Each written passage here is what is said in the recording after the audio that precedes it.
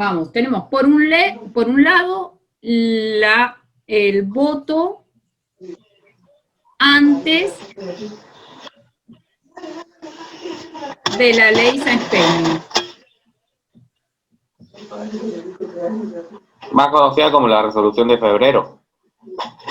Sí. Que obviamente esta ley la sancionó, chicos, la oligarquía, pensando, sí, el régimen conservador, pensando que los iba a favorecer esta ley, ¿sí? Pero bueno, le salió re mal porque terminó ganando las elecciones Hipólito Yrigoyen, miembro del radicalismo, ¿sí? Que es el trabajo que vino después, ¿sí?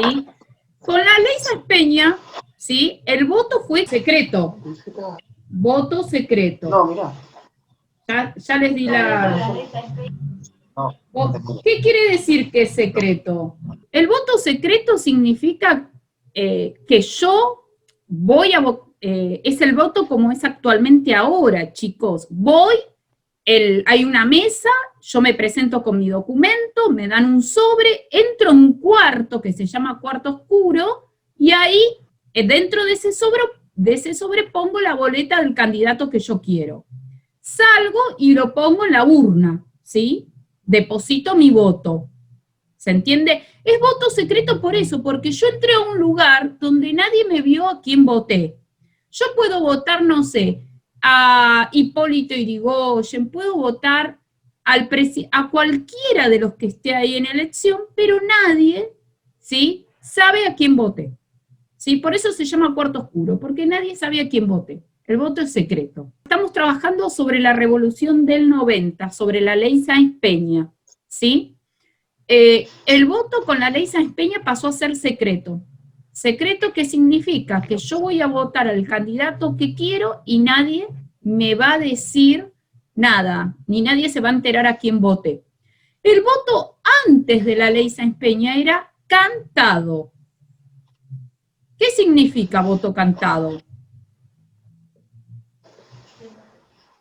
¿Alguno sabe?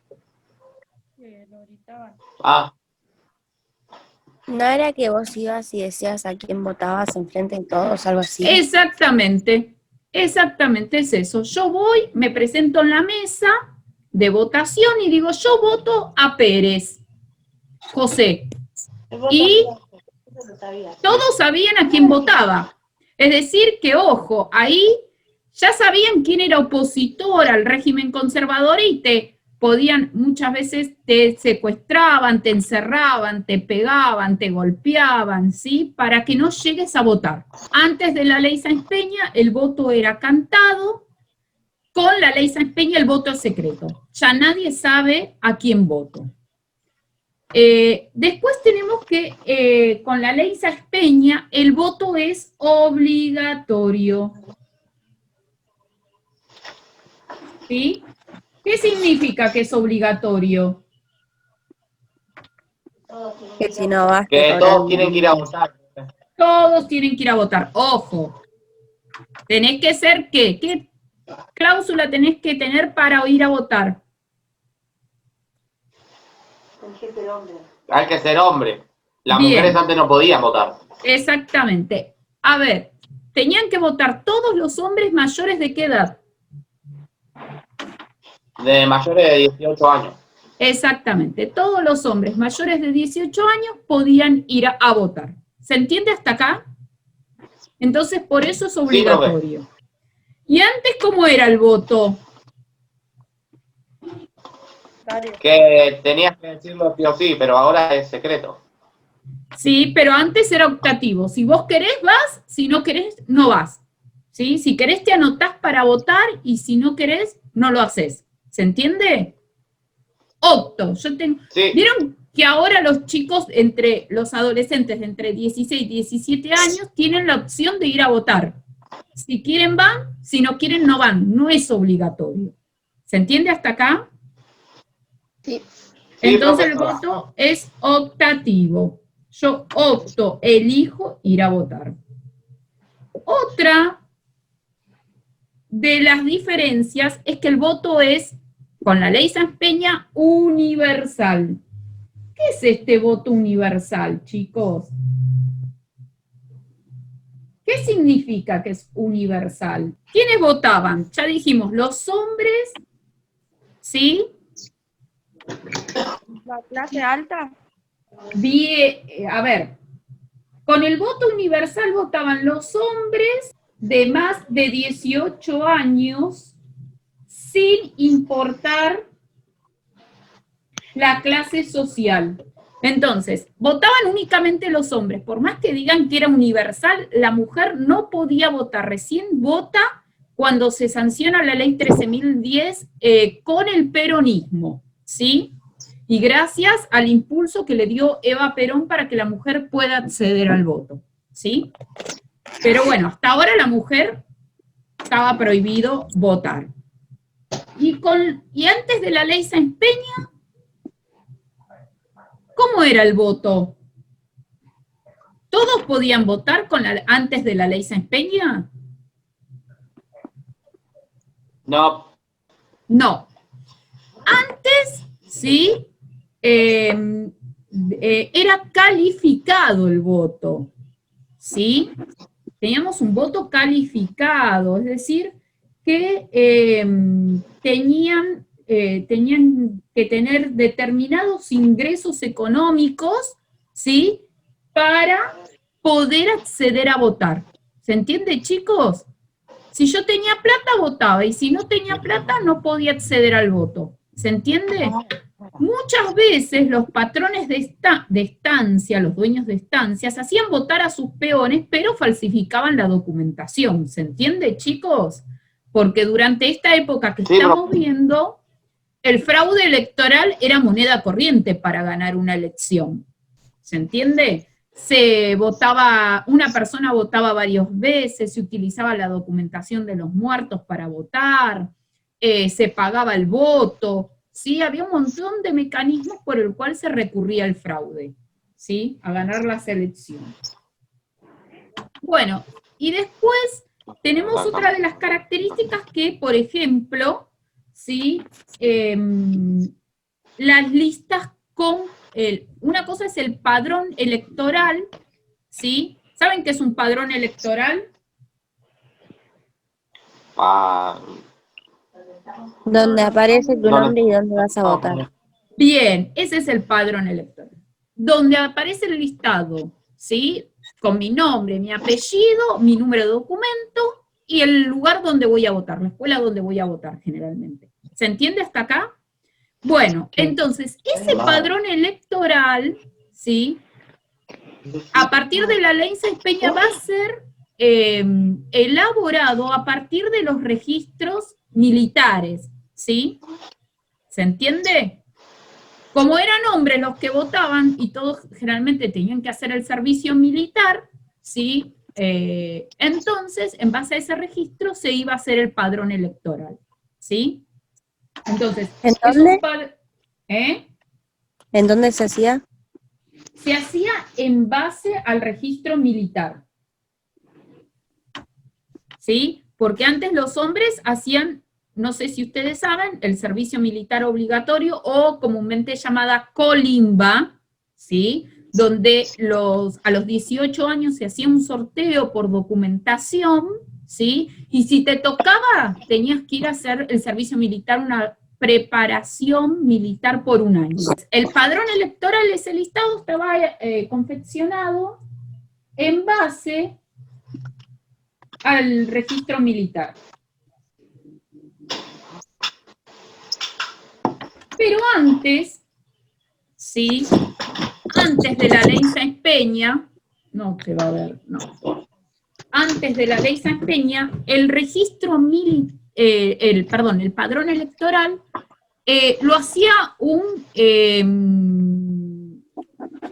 organismo, un consejo, que vos ibas y te anotabas para votar. Y ellos evaluaban, este consejo, ¿sí? Electoral, evaluaba si estabas o no en condiciones de votar. ¿Se entiende? Es como que el gobierno ponga a todos sus amigos y esos amigos elijan a quién va a votar. Ah, no, mirá que Agustín Valenzuela es opositor, no lo vamos a poner en ningún listado. ¿Se entiende? Ah, pero Milagros Domínguez no, perdón, pero Gonzalo Jerez la vamos a votar. Bueno, no importa, el ejemplo sigue igual. Gonzalo Jerez, sí, es amigo mío y lo voy a poner en el listado porque me va a votar a mí. ¿Se entiende? Si era amigo, me ponían, sí, y si era enemigo electoral, no me ponían en el listado. Así que siempre había fraude, siempre había trampa. ¿Se entiende? Entonces, el registro, sí, el padrón electoral lo elaboraba un consejo electoral. Esa es otra diferencia. Y por último, chicos, el tema de las listas. Las listas, vieron que son las listas de los candidatos que se presentan a elecciones, ¿sí? Con respecto a los listados, ¿sí? El que ganaba la elección ganaba toda la lista. Entonces siempre en la Cámara de Diputados, de Senadores, siempre estaban los mismos, siempre el mismo partido, no había opositores prácticamente. Entonces, con la ley Sáenz Peña pasó a ser la lista incompleta. Es decir, que el partido que ganaba obtenía 2/3 de los candidatos, ¿sí? Vamos a dividir el Congreso en 3 partes. El que ganaba tenía 2 partes del Congreso, de las bancas del Congreso. Y la otra parte que quedaba restante era para los partidos que habían obtenido menos votos. ¿Sí? ¿Se entiende? Es más complicado, sí, esto, lo de la lista incompleta. Pero el objetivo era que en el Congreso estuviesen representadas las minorías, los partidos más pequeños, como el socialismo, por ejemplo, como el radicalismo. ¿Se entiende? Y no que sea todo el Partido Autonomista Nacional como era anteriormente. ¿Sí? Chicos, esas 5 diferencias que yo les mencioné son las 5 diferencias básicas que tienen que ir en su cuadro comparativo. ¿Sí? Cuando hacen un cuadro comparativo, ¿sí? Hago una diferencia, por ejemplo, voto cantado, voto secreto, y trazo una línea y sigo con otra diferencia, ¿sí?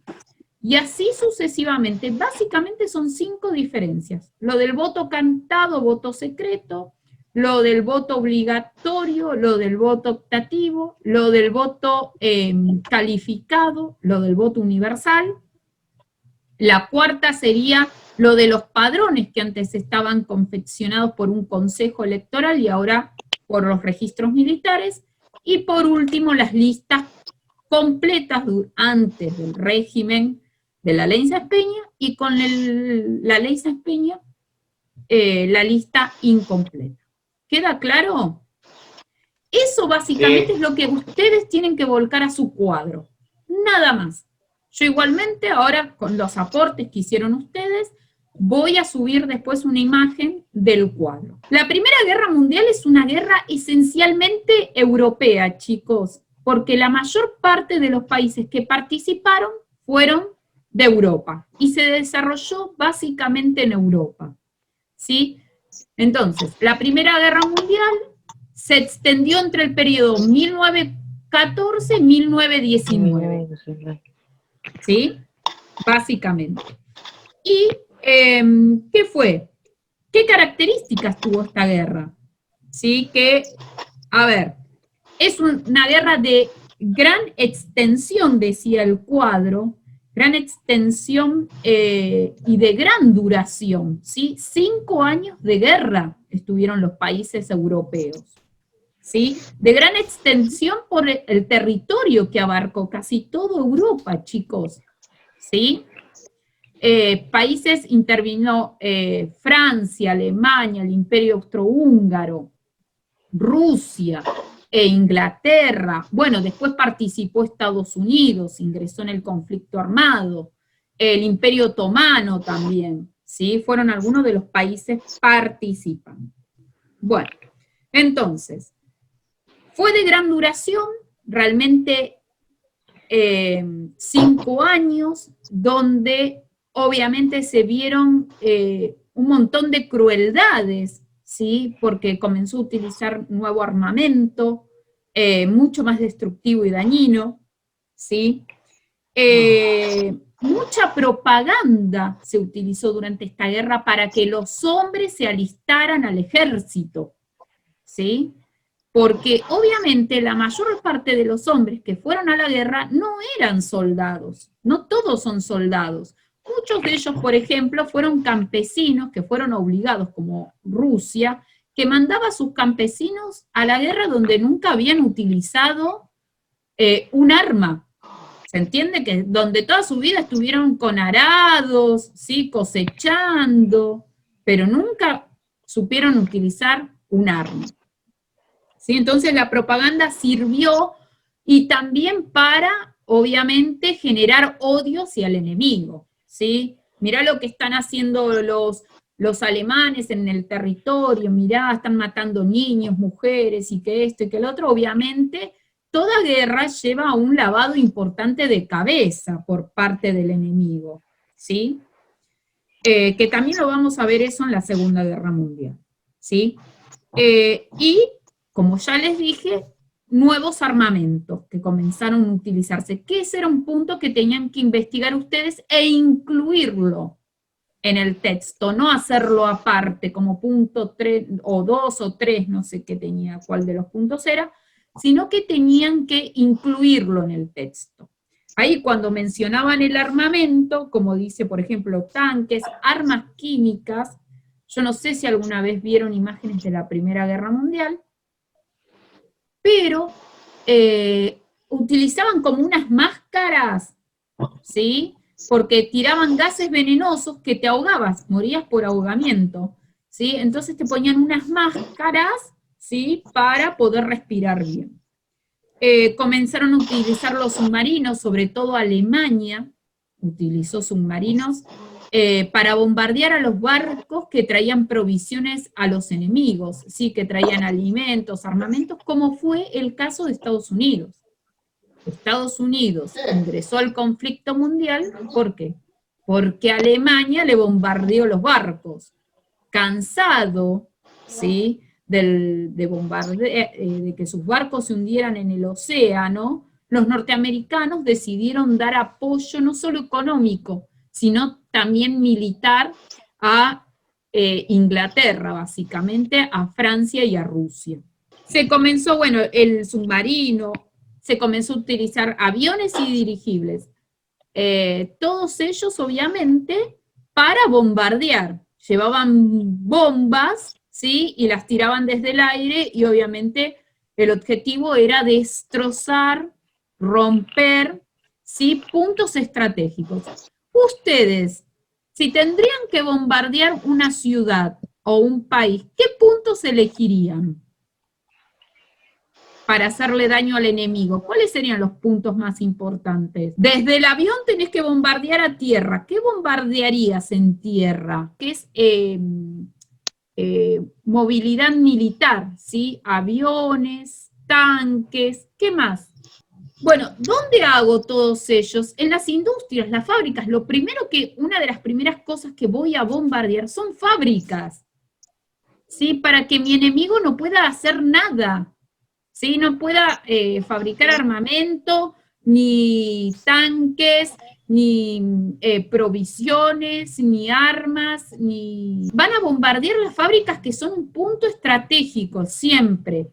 Otro punto estratégico son los ferrocarriles, las vías del tren. ¿Por qué?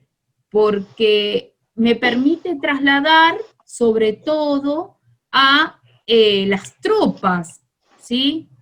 A mi ejército, me permite llevar armamento, ¿sí? Mucho más rápido que otros medios de transporte. Así que esos puntos también van a ser bombardeados. ¿Se entiende?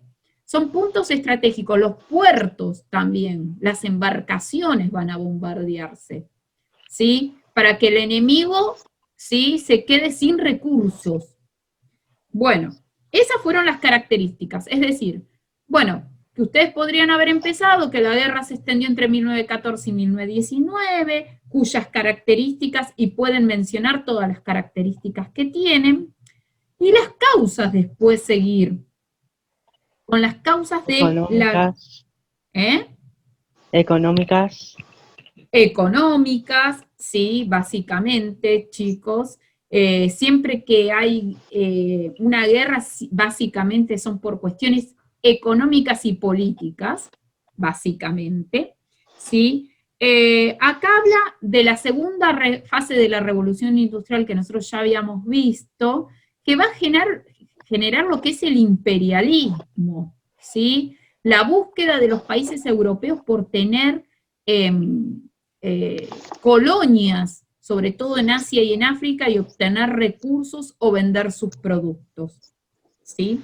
Entonces, esa competencia económica, el imperialismo va a llevar a la guerra, ¿sí? Y sobre todo porque había mucha pica, mucha bronca, por ejemplo, entre Francia y Alemania, ¿sí?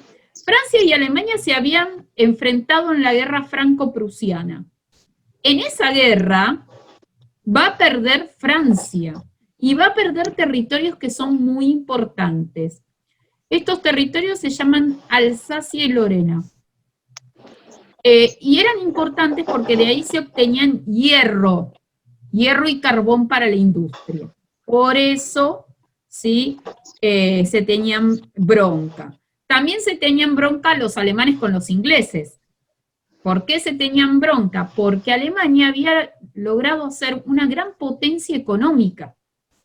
Tenía una gran flota militar, naval, ¿sí? Cosa que hasta ese momento la única que tenía una flota de gran tamaño y de gran poder era Inglaterra. Entonces hasta ahí se tenían también bronca, ¿sí? Eso es dentro de las causas económicas. Bueno, las disputas imperialistas que ya las mencioné, el nacionalismo, ¿sí? El nacionalismo es una corriente de pensamiento donde se exaltan los valores de la nación, ¿sí? Nosotros somos los mejores del mundo, ¿sí? Y los demás están todos ahí abajo. Eso es básicamente el nacionalismo, ¿sí? Creerse superior a las demás naciones, ¿sí? Entonces, por ejemplo, ahí Francia, Alemania recurrieron al nacionalismo exacerbado, como después lo va a hacer Hitler, ¿sí? Todos los demás no existen, nosotros somos los más mejores del mundo, es así, ¿se entiende? Entonces, ese nacionalismo también va a llevar al conflicto armado y a la propaganda excesiva en contra del enemigo, básicamente. Después, las alianzas militares, ¿sí? Que se fueron armando antes de llegar a la Primera Guerra. Es decir, que antes de la Primera Guerra Mundial ya estaban las alianzas militares hechas. Y en esas alianzas tenemos la Triple Alianza, donde estaba Alemania, donde estaba el Imperio Austrohúngaro, donde estaba el Imperio Otomano, donde estaba también Italia, que después se pasó al otro bando, porque le dijeron, si vos venís con nosotros, te vamos a dar territorios. Y esto después no sucedió, chicos. A Italia no le dieron nada, ¿sí? Básicamente. Y después tenemos a la Triple Entente, ¿sí? Donde vamos a tener inicialmente, por un lado, a Inglaterra, a Francia, a Rusia, ¿sí? Y después se va a sumar Estados Unidos en el año 17, debido a que los alemanes le bombardeaban sus barcos con los submarinos, Estados Unidos decide entrar a la guerra. Y también en el año 1917 sale Rusia de la guerra por la revolución que se estaba desarrollando dentro de su territorio, que es la Revolución Rusa, ¿sí? Se firma la paz, Rusia firma la paz con Alemania, pierde una gran cantidad de territorios, pero decide finalizar la guerra porque ya no tenía recursos económicos para mandar ejércitos, ¿sí? No tenía ni armamento, ni ejército, ni nada, entonces tiene que sí o sí firmar la paz. ¿Queda claro hasta acá por qué ingresa a Estados Unidos y por qué se va Rusia? Sí, profe. Bien, bien. Después, otra causa es la carrera de armamentos, chicos, ¿sí? Previo a la revolución, a la Primera Guerra Mundial se llama paz armada ese periodo, entre 1880 y 1914. ¿Y por qué se llama así? Porque en un periodo de paz, donde no había guerra, todos estos países, ¿sí? Francia, Alemania, Inglaterra, el Imperio Austrohúngaro, estaban preparándose para la guerra. Estaban formando ejércitos cada vez más grandes. Estaban comprando o fabricando mayor cantidad de armas. Y si un país no va a entrar a una guerra, no fabrica armamento en cantidades grandes, ni tampoco tiene un ejército grande, ¿sí? Tiene un ejército básico para poder defenderse, ¿sí? Si algo sucede dentro de su territorio, pero no ejércitos tan grandes como en ese periodo de la paz armada. ¿Se entiende? Los armamentos ya los habíamos mencionado, ¿sí? ¿Cuáles fueron los nuevos armamentos que surgieron? El lanzallamas, el dirigible, el submarino. Yo también en uno de los puntos le pregunté por esto y es ahí donde podían haber puesto los nuevos armamentos que se utilizaron o en el punto anterior cuando nombraban las características de la guerra. ¿Sí? El detonante es el asesinato del archiduque Francisco Fernando. ¿Sí? Él va a Sarajevo, ¿sí? A una reunión con las autoridades del país y ahí lo asesinan, a él y a su esposa. Y eso inmediatamente, ¿sí? Pone en juego estas alianzas militares, ¿sí? Porque estas alianzas militares, si un país era atacado, el resto tenía que defenderlo. Y esto es lo que sucedió. Ahí comenzó el gran lío. ¿Por qué? Porque el archiduque, que era heredero al trono del Imperio Austrohúngaro, ¿sí? Saltó a Alemania en su defensa, después le declara la guerra a Inglaterra, Inglaterra se alía, y así sucesivamente hasta que estalla la guerra. ¿Sí? No nos vamos a detener mucho en eso porque no es importante, pero sí tengan en cuenta que cuando un país, sí, es atacado por otro, el resto del grupo tiene que salir a defenderlo, ¿sí? No importa cómo, pero lo tiene que hacer. ¿Queda claro? Nos quedan las fases del conflicto y las consecuencias de la guerra. Chicos, las fases del conflicto. Acá tenemos dos fases, o tres en algunos casos. La guerra de movimientos, que es la guerra donde las tropas comienzan a dirigirse a los frentes. Básicamente tenemos dos frentes por tierra, que es el frente occidental y el oriental. Tenemos también una guerra submarina, ¿sí? Que es un frente que se desarrolla en el mar, ¿sí? Que es donde se dirigen, ¿sí? Las tropas, ¿sí? Básicamente, a la línea enemiga, donde se juntan con el enemigo los dos. Después tenemos una guerra de posiciones, que es la famosa guerra de trincheras, ¿sí? Que es lo que yo quería mencionar, que realmente es una guerra espantosa. ¿Por qué? Porque acuérdense en que esta guerra duró 5 años. ¿Saben lo que es una trinchera, no? ¿Vieron alguna vez alguna película de guerra? Sí. Les recomiendo, si quieren ver, para ver la Primera Guerra Mundial, Caballo de Guerra, ¿sí? Esa película muestra re bien, y si hubiésemos estado en clase lo hubiésemos visto, porque yo se las quería mostrar, que muestra muy bien lo que fue la Primera Guerra Mundial, ¿sí? ¿Qué es una trinchera? Una zanja, chicos, una zanja grande, donde adelante de esa zanja se ponen alambres de púa, se ponen bolsas de arena, ¿sí? Donde como que los soldados se quedan ahí para esperar que venga el enemigo y disparar, ¿no? Exactamente, ese es el lugar, ¿sí? Y adelante de esas trincheras ponen bombas o minas. Minas son bombas que están plantadas en el suelo, ¿sí? Que están enterradas en el suelo. Es decir, que pisás y volás en el aire, ¿sí? Incluso todavía hay muchas minas que no fueron desactivadas de la Primera y Segunda Guerra Mundial en muchos territorios en Europa que, por ejemplo, no podés ingresar porque hay muchas minas, ¿sí? Para eso actualmente entrenan perros para poder buscarlas, porque a pesar de los años, algunas pueden llegar a explotar. Entonces, tenemos esta guerra de trincheras, que fue una guerra larga, donde los soldados pasaron fríos importantes, calor, ¿sí?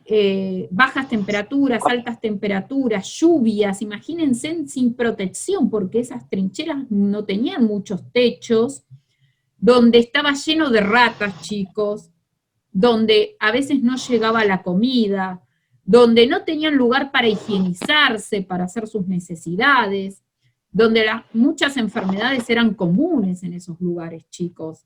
Así que el soldado que estuvo en esas trincheras las pasó realmente muy mal, ¿sí? Fue muy agotador, porque además no avanzaban los ejércitos, se quedaban en esas líneas de trincheras, en esas fosas, y no avanzaban prácticamente. ¿Queda claro? Fue una guerra realmente desgastante. Después tenemos la guerra submarina, que es la que realizó básicamente Alemania con sus submarinos, ¿sí? Y donde obviamente después Estados Unidos y otros países como Inglaterra tuvieron que desarrollar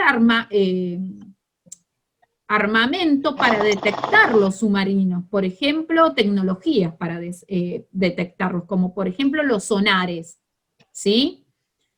Para detectar si venían submarinos a atacarlos, a bombardearlos. Así que bueno, fueron esas las etapas de la guerra, básicamente, ¿sí? En la guerra de trincheras prácticamente no se avanzó en el frente occidental. En cambio, en el frente oriental, donde estaba luchando el Imperio Austrohúngaro con, básicamente, con Rusia, sí, porque Rusia tenía un ejército desastroso, chicos, ¿sí? Los hombres no estaban preparados, no tenían armas, no le mandaban refuerzos, así que era un desastre, y ahí en ese sector se pudo avanzar mucho más que en el frente occidental donde estaban las trincheras, básicamente. Así que bueno, durante la etapa final de la guerra, en 1918, se firma el tratado que yo ya les mencioné, que Rusia abandona la guerra, ¿sí? Por todos estos problemas que tenía. Se tienen que firmar una vez que ingresa a Estados Unidos, donde aportó armamento. Ahí el ejército, ¿sí? De Francia e Inglaterra dieron el empuje final para poder ganar el conflicto armado, ¿sí? Básicamente. Ahí se pudo finalizar y derrotar a Alemania, pero también porque Alemania, ya sus generales y sus hombres estaban cansados de la guerra. Fue el empuje final que le dio el ingreso de Estados Unidos para poder ganarle la guerra a Alemania. ¿Queda claro? Obviamente Alemania queda derrotada, ¿sí? Y obviamente es el país que mayores cláusulas le van a poner los enemigos. Como que lo hicieron culpable de toda la guerra, y bueno, vos vas a tener las peores consecuencias por haber perdido. ¿Se entiende? ¿Qué le pasó a Alemania? Sí. ¿Sí? Básicamente perdió territorios. Obviamente al perder territorios pierde muchas riquezas, como los territorios de Alsacia y Lorena que le había ganado a Francia, se los devolvió a Francia, los tuvo que devolver a Francia, ahí perdió riquezas. Perdió sus colonias que tenía en África, tuvo que pagar una suma de dinero importante, una indemnización de guerra. Todo país que pierde una guerra debe pagar una indemnización en dinero a los países que ganaron para recomponer las economías de esos países. ¿Se entiende? Es decir, le tuvo que pagar plata a Francia, Inglaterra, Estados Unidos para, ¿sí?, que esos países puedan recuperar, porque estaba todo devastado, chicos, los países. Si habían sido bombardeados, tenían rotas sus ciudades, sus hospitales, sus fábricas, sus líneas ferroviarias, los puertos, entonces había que arreglar todo eso. Hay que pagarlo de alguna manera. Y también los campos estaban destruidos. Sí, chicos, cuando se produce tanto la Primera y Segunda Guerra Mundial, todos los edificios quedaron destruidos, básicamente. Que murieron bastantes combatientes ahí, eso es lo que le quería decir. Bueno, sí, a ver, en la Primera Guerra Mundial van a morir entre 10 y 13 millones de personas, y se pensó que iba a ser la única guerra, y por eso se le llamó la Gran Guerra. Cuando llega la Segunda Guerra Mundial, chicos, vamos a tener entre 40 y 50 millones de personas muertas, ¿sí? Es decir, toda la población de Argentina murió en la Segunda Guerra Mundial. En la Primera Guerra, nada más entre 10 y 13 millones de personas. A ver, en una guerra no solo hay muertos, también hay personas que quedan heridas, que muchos de sus miembros fueron amputados, piernas, brazos, ¿sí?, que quedaron mal psicológicamente, que muchos después se suicidaron, ¿sí?, se quitaron la vida. Las pérdidas materiales que ya hemos mencionado, ¿sí?, la destrucción de ciudades, de campos, ¿sí?, básicamente las pérdidas territoriales para Alemania, las pérdidas territoriales, las pérdidas de riquezas, las indemnizaciones que tuvo que pagar. También tuvo que reducir Alemania su ejército, ¿sí?, básicamente, y tenía prohibido fabricar armamento, ¿sí?, entre las consecuencias.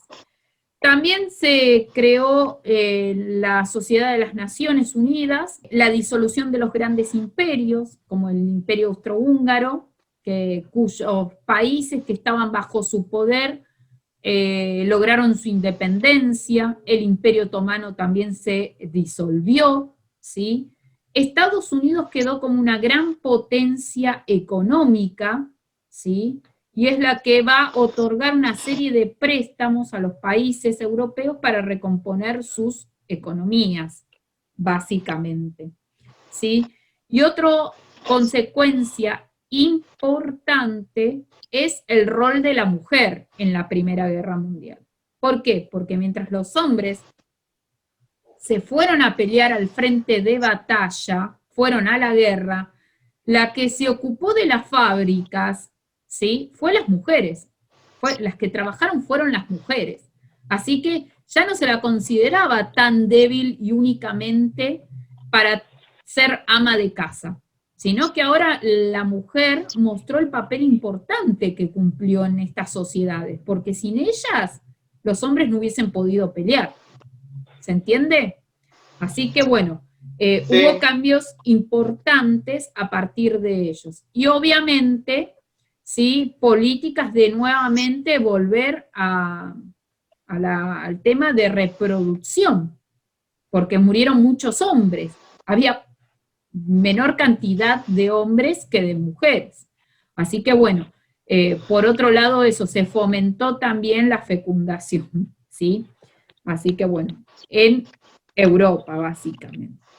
Lo que tienen que ir armando el texto, chicos, básicamente, siempre empezamos por lo fundamental, ¿sí? Cuando empezó, las características, las causas, después cómo se desarrolló la guerra, y después cómo terminó, ¿sí?, con las consecuencias y los tratados. Nunca poner las consecuencias y los tratados al principio, ¿se entiende? Porque es cuando estamos finalizando el conflicto, ¿sí? Y después, en el texto, incorporen esto. ¿Por qué se fue a Estados Unidos? ¿Por qué ingresó a Estados Unidos y por qué se fue Rusia? y también incorporen, ¿sí?, lo de los armamentos y las etapas de la guerra, ¿sí? Traten de seguir más o menos el cuadro, los que no lo hicieron, para poder realizar la tarea. Y cualquier cosa, me consultan. Vamos con el de la Revolución Rusa. El cuadro tenía que poner quién gobernaba en la Revolución de Febrero y en la de Octubre, ¿sí? ¿Qué medidas tomaron, ¿sí?, estas personas que gobernaron? ¿Y quiénes fueron sus opositores? ¿Sí?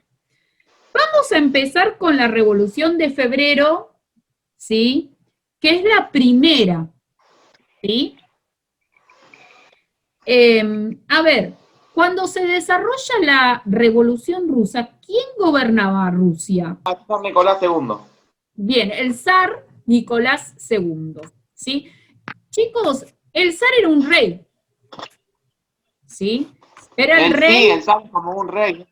Sí, es un rey, ¿sí? En lugar de llamarse rey, en Rusia le decían zar, ¿sí? Que tenía todos los poderes, ¿sí? Él tomaba todas las decisiones en Rusia, ¿se entiende? Y no dejaba participar a nadie de las decisiones que se tomaban. ¿Queda claro? Bien. Sí, bueno, en estos tiempos se inicia una huelga espontánea de trabajadores de las fábricas de Petrogrado. Sí. Hoy, San Petersburgo. Burgo. Bien. Sí, porque algunas ciudades cambiaron los nombres, ¿sí?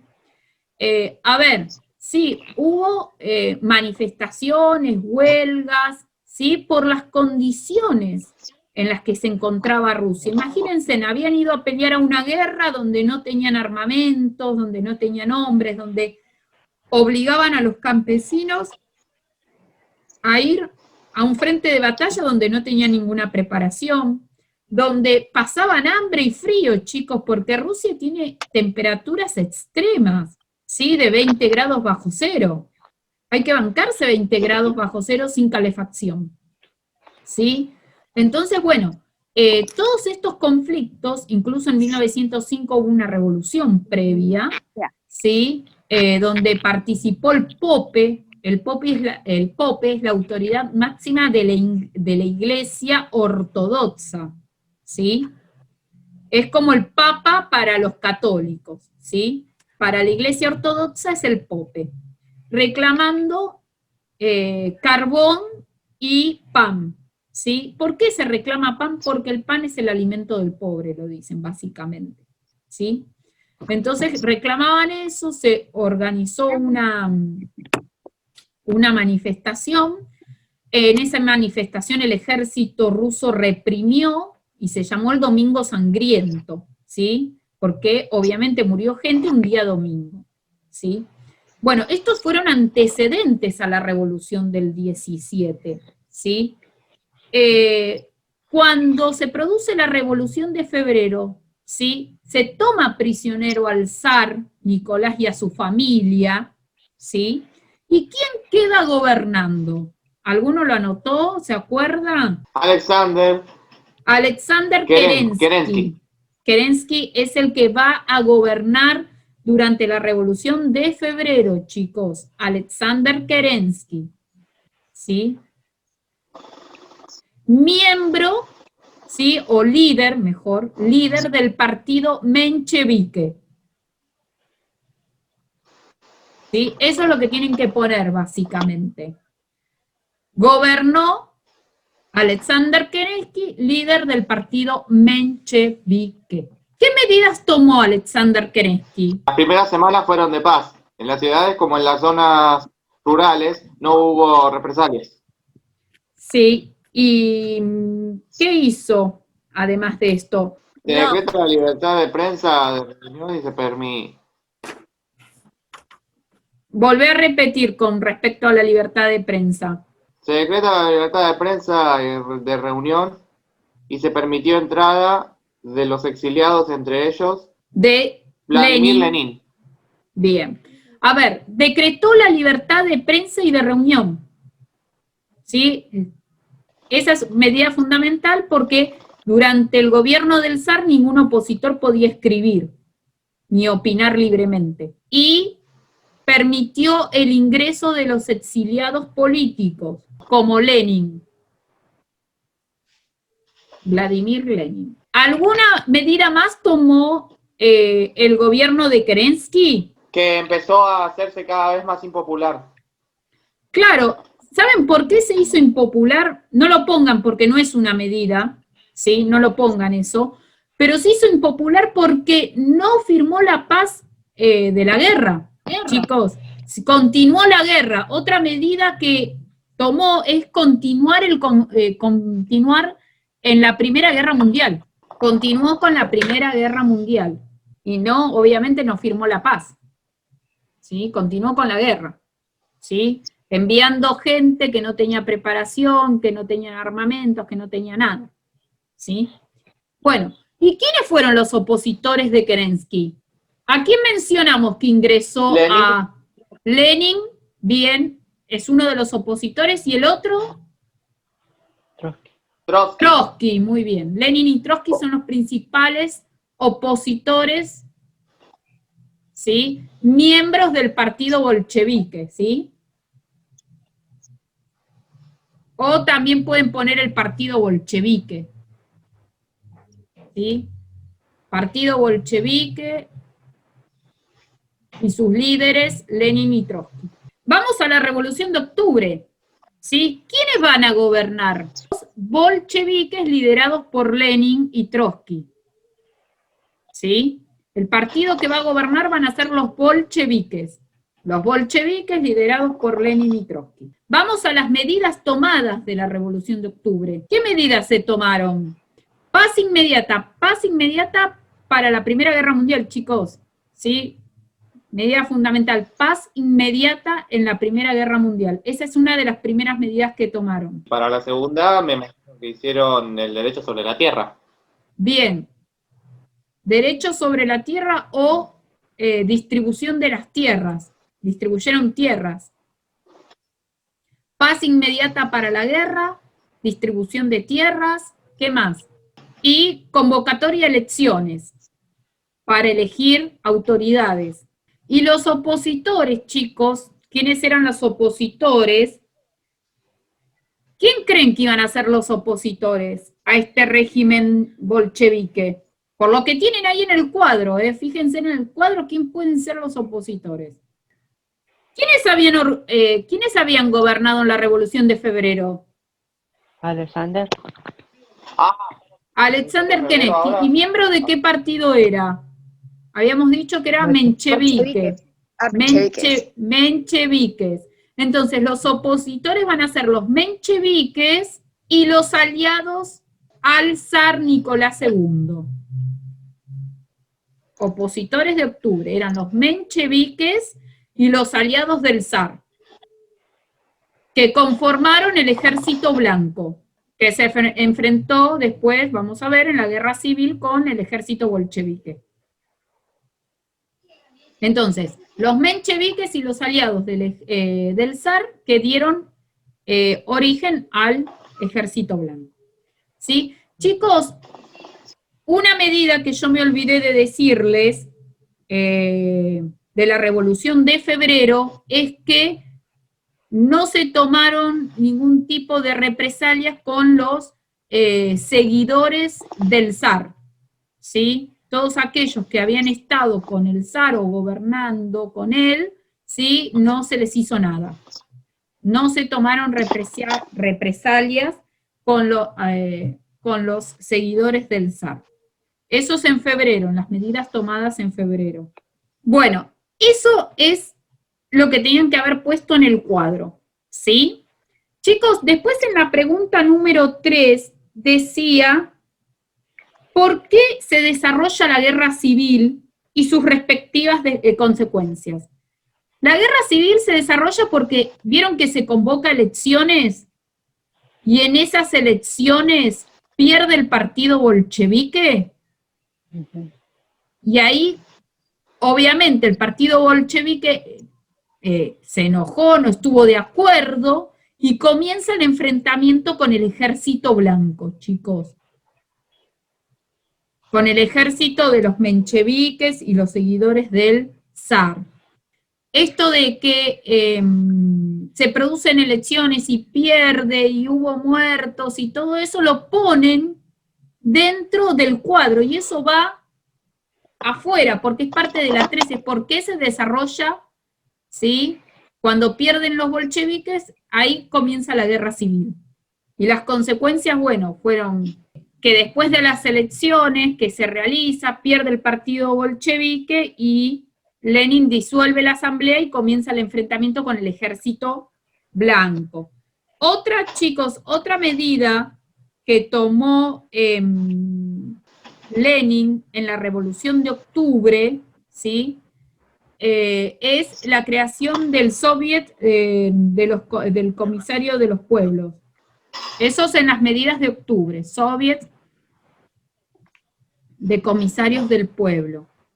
Entonces, cuando pierde las elecciones el partido bolchevique y se disuelve la asamblea y después comienza el conflicto armado, ¿sí? La guerra civil, una guerra civil es una guerra que se da entre dos facciones del país, en un país, ¿sí? Dos bandos, ¿sí? Que se enfrentan en un propio país, por eso se llama guerra civil, ¿sí? Ahí, ¿qué hace Lenin? ¿Sí?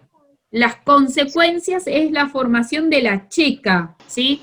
A ver, chicos, la 3 es, la respuesta 3 sería, básicamente, el partido bolchevique llama elecciones, ¿sí? En esas elecciones pierde, ¿sí? Para elegir autoridades, pierde, no ganó. Repasemos en forma rápida el cuadro, ¿sí? En la Revolución de Febrero gobernó Kerensky con los mencheviques. ¿Hasta ahí está bien? En la de octubre gobernó los bolcheviques con Lenin y Trotsky. ¿Sí? Las medidas que tomó la Revolución de Febrero. Quien gobernó en la Revolución de Febrero es el partido menchevique liderado por Alexander Kerensky. En la de octubre gobernó el partido bolchevique liderado por Lenin y Trotsky. ¿Qué medidas tomaron en febrero? La libertad de prensa, decretó la libertad de prensa y de reunión, permitió el ingreso de los exiliados políticos como Lenin y además no tomó represalias contra los partidarios del zar, ¿sí? Y continuó la guerra. Esas son las medidas que se tomaron en febrero. En octubre, paz inmediata de la guerra, distribución de tierras y creación de los comisarios, ¿sí? De los soviets del pueblo, ¿sí? Y se convocan elecciones. Esas son las medidas. Hasta ahí. ¿Quiénes eran los opositores de la Revolución de Febrero? Los bolcheviques, liderados por Lenin y Trotsky. ¿Quién eran los opositores de octubre? Básicamente, el partido menchevique y los partidarios del zar que luego crearon el Ejército Blanco, ¿sí? Bueno, así es el cuadro. En la pregunta 3 decía, ¿por qué se inicia la guerra civil?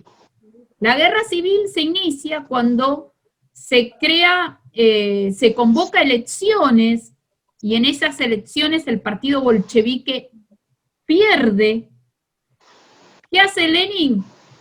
Elimina esa asamblea, crea la Checa, ¿sí? La Checa es una organización así policial, parapolicial, militar, en el cual van a buscar a los opositores políticos del régimen bolchevique, a los que estaban en contra de ellos, y los van a matar, ¿sí? Los van a justiciar directamente, ¿sí? Lenin y Trotsky no tenían muchas tintes, ¿sí? Directamente los mataban, ¿sí? Entonces, ahí vienen fusilamientos en masa, ¿sí? De todos los opositores políticos, ¿sí? Creándose, ¿sí, chicos? Campos de concentración. Entonces, los campos de concentración son lugares donde se llevan a las personas que piensan diferente o por alguna razón, como después lo va a hacer Hitler también, ¿sí? Estos campos de concentración van a reunir a esas personas, a esos opositores, y luego los matan.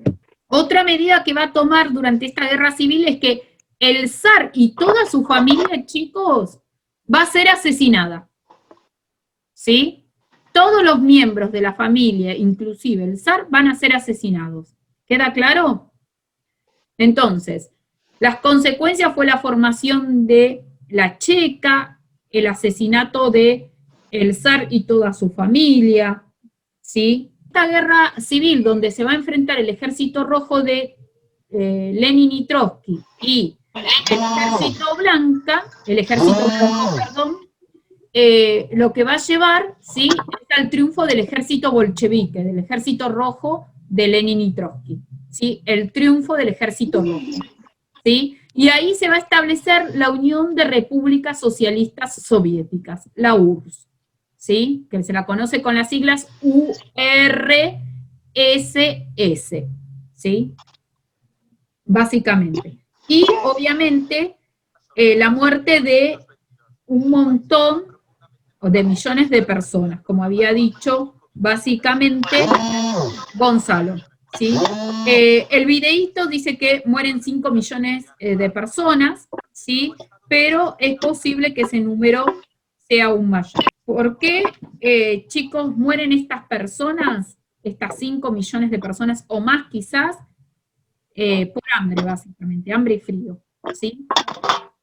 Así que básicamente esta era la respuesta 3, ¿sí? Que era un soviet, que era un consejo de obreros, básicamente, y el rol que jugaron, todos lo habían puesto bien, por lo que yo estuve corrigiendo. En el cuadro que yo les puse, la nueva política adoptada en 1921, dice, la moneda se estabilizó a través del rublo oro. El rublo oro es la moneda rusa, chicos, ¿sí? Y permitió que los campesinos pudieran vender sus productos y se quedaran con sus ganancias, ¿sí? Se desarrollaron los primeros centros de planificación económica. ¿Por qué, chicos? Porque la política económica de la Unión Soviética, como pasó a llamarse en ese momento, estaba controlada por el Estado. La política, la economía y la sociedad es administrada por el Estado. Y creó un sistema de impuestos, dice también, para el financiamiento estatal.